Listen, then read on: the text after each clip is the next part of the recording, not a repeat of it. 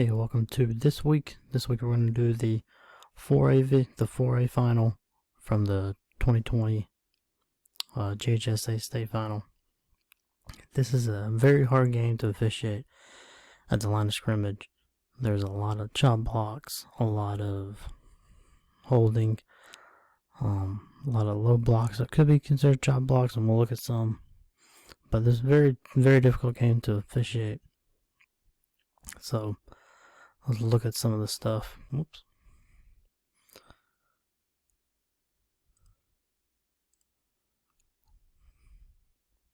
Alright, we're going to be looking at, let me just go ahead and go to the end zone view. Chop blocks always easy to see end zone view. So we're going to look at right guard center, which is right here. So you'll see you have guard going low, or center going low, guard coming over high. You can see the center is engaged low right there, and then you're going to have an engagement high. And then you have a disengagement. This one's tough because it's hard to see, if there's engagement simultaneously. It appears like there is, but it's just one of those, well, maybe not, because it looks like he may have a hard time getting to him because of the player. Anyway, either way, I mean, this is a hard one. I can definitely see why it wouldn't be called, because you had a disengagement and then re-engagement. That's a tough one, but it's an example of how hard these calls can be, particularly chop block, because we hear it all the time. Coaches yelling about chop block, and they maybe get chop blocked, but they're very difficult calls to make. This we're going to be looking at center right guard. So center right guard right here. This one would appear to be a chop block because you're going to have that simultaneous engagement. You see he's got him low, he's got him high, right at the same time. Then kind of gets hit again. So this would appear to have been a chop block. Again, these are tough and they happen so fast. Look at center right tackle. The action on this player.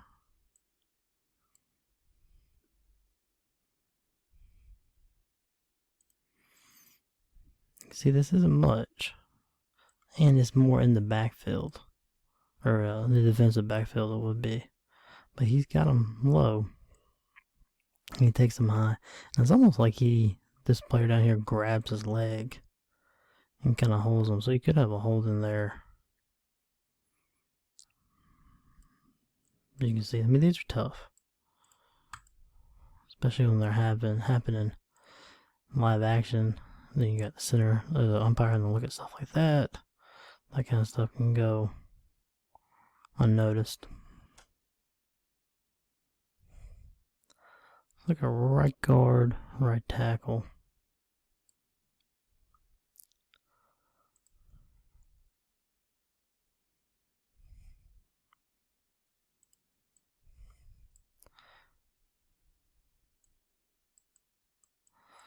That one, it's one of those, probably better off letting that one go. It's just one of those weird ones, almost like he lost his balance.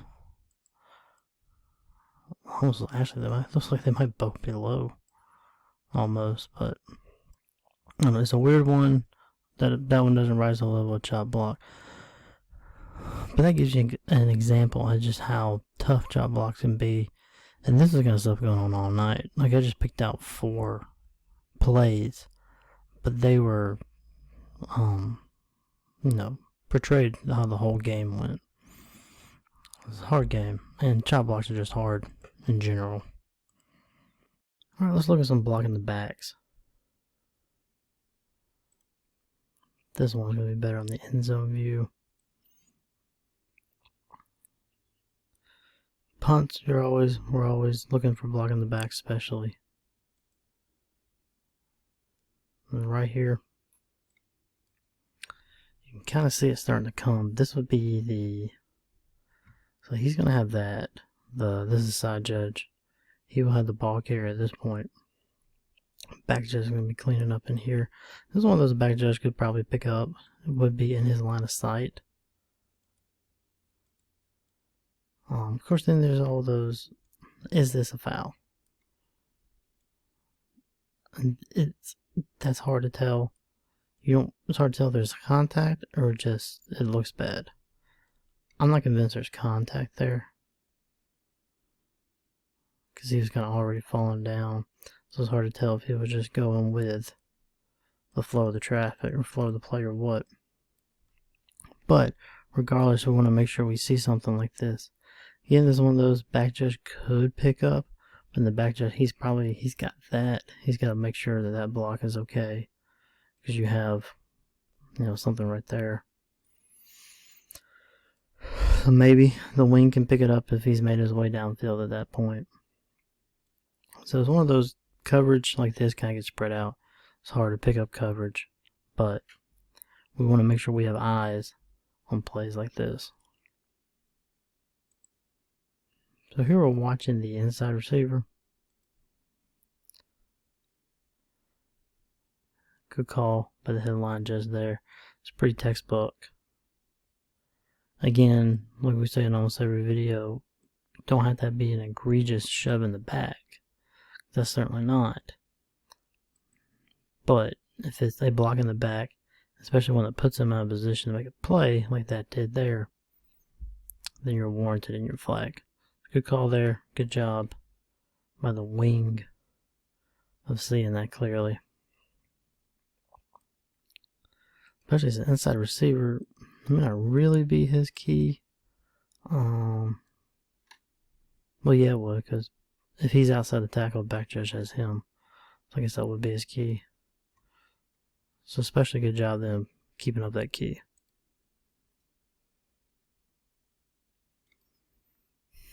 Alright, we're going to follow the left tackle, number 15. Come back and make his way down. And then he's just shoved in the back. In front of the back judge, this is the back judge's key. Because by now, we've given up, the back judge has given up the returner. He'll be picked up by the side judge there. So the back judge should be keying up right here. You can see he's not. He still got his eye on the ball carrier. You got to be quick to take your eye off that ball carrier when the kick is completed, so we don't miss egregious fouls like that. Alright, so as a back judge, you got to be quick, come off that runner, and start picking up fouls, because missed it there. It was pretty big miss.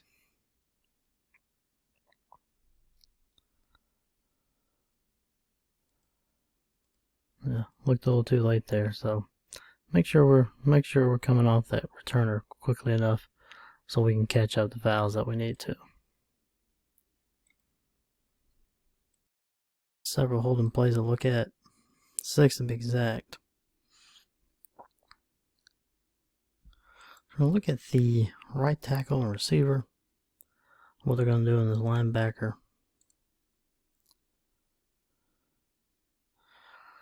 So we talked about before, double teams are hard. At one point, you kind of want to give a little more leeway on double teams, but you can't exactly, because you still have your categories of holding. So when you have a double team, you're still looking for those holding categories.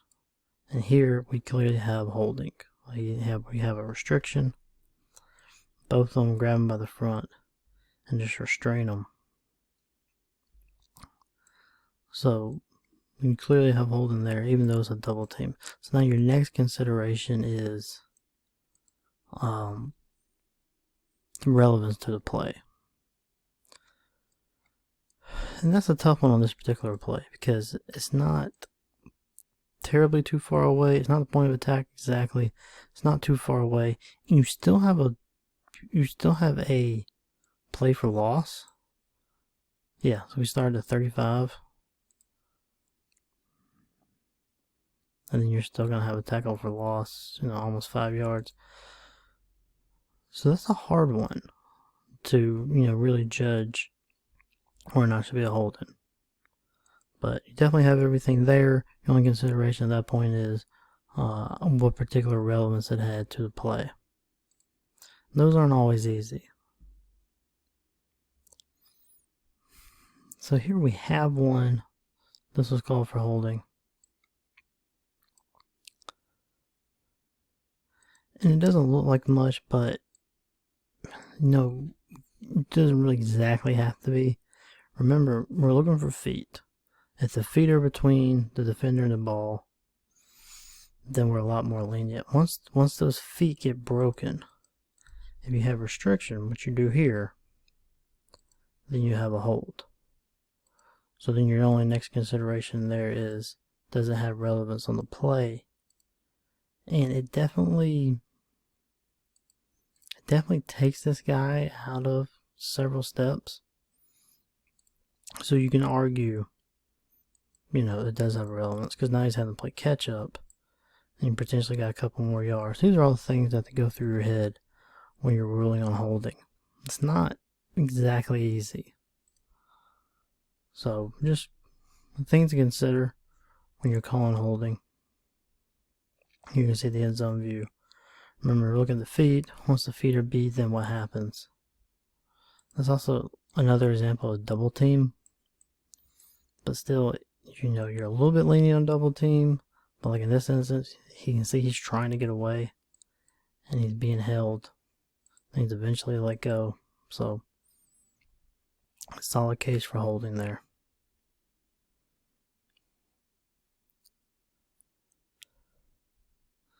This is a good holding call. Even on the wide view, you can see he's just going to try and bring him down. It definitely impacts the play, because it makes that defender lose a step or two, and he's only a step or two behind the ball carrier. So definitely impact on the play. Good job of the umpire picking that up. Here we have a good holding call around on the perimeter, and this is textbook point of attack. Because this is also why we say we look at the feet. We don't just look at the body. Does he have a body in between the defender and the ball carrier? We look at the feet good. Because here, an example, he's lost his footing. He's falling. He's still got his body in between the defender and the ball carrier, but he himself is falling, lost his balance. He's going to take the guy down with him. It's a good call by the line judge there of ruling holding.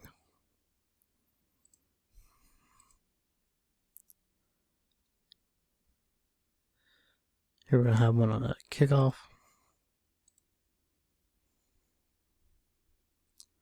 This is going to be another example of just losing his footing right up here at the top. Kind of loses his balance. This size he's going to take the defender down with him. Good call by the headline judge, whatever we're calling him. And really look at too how he throws the flag and keeps officiating. That's important too. We don't just throw the flag and then we just stop. Throw the flag, keep officiating. Good job there. You can see he just loses his balance. Says, I'm just going to take him down with me.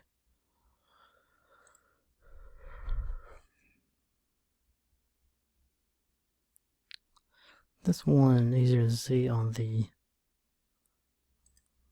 end zone view.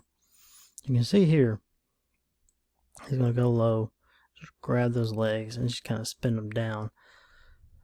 These are particularly important because it's not just because it's illegal, but when we have linemen grabbing other linemen's legs and taking them down that way, especially if they're spinning them down, these are dangerous plays, dangerous on these linemen's knees. So we really need to be paying close attention to actions like that. Alright, just a couple more plays to look at. If you've ever been to any of our camps or watched these videos, you know that we preach you almost can't be too far away from pylon. And here's a good example of that in practice and why. So we got the play coming wide at us of the pylon. You're going to see the deep here just seeding ground, backing up, making sure he's And make sure you're out of the path of danger, first and foremost. Also make sure you have a wide view where you can see everything going on. Particularly in this play, because you have to rule on, is his knee down or forearm? Whichever one come down first. If it gets down, when it goes down, and if the ball crosses the goal line before either of those occur. So we don't need that. You need to be wider, you have a wider angle, which means you need to be backed off the pylon a lot more. If you're standing here, you're not gonna, you can see down the goal line, but you're not gonna be able to see about the knee and the elbow. So further back, just keep backing up. There's someone in your way, they'll move. And then we're able to correctly rule in this play. And this is one of those where it's so close, but he's in such a good position, it's hard to argue one way or the other whether or not he got it right, because he's just in such good position. You can see he takes his time. Don't be in a hurry to make that call. Alright, last one we're going to look at. And this is going to be, we can almost do a whole video on this, and we may one day. So we watch this player here. So you got the question, is this youthful exuberance? It used to be the term we used. You know, is it just part of it, part of the game, part of the celebration, letting the kids be kids? Or does this rise to the level of taunting or unsportsmanlike celebration? You have to ask yourself who he is, who he's celebrating at. If he's celebrating with his teammates or his own fans, hold on, sorry. If he's with his own teammates or his own fans, we really got nothing. Which is what we have here. It says, you can see it's his fans in the end zone here. You can tell by the way they're celebrating. So we go back and look at it. Those are the fans that he directs to. So, you know, this is youthful exuberance. He's celebrating with his students. You know, these are his classmates because this is high school. And he's celebrating with his fans. There's really nothing rises to the level of unsportsmanlike celebration here. He's not taunting really, because he's not taunting another player on another player on the other team. It's his fans, it's his players. Now, if they get to where they're doing choreographed celebrations, dances, stuff like you see in the NFL, for us, that's unsportsmanlike.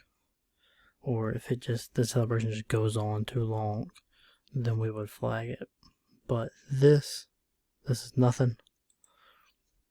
Let them celebrate. This is safety in a state final.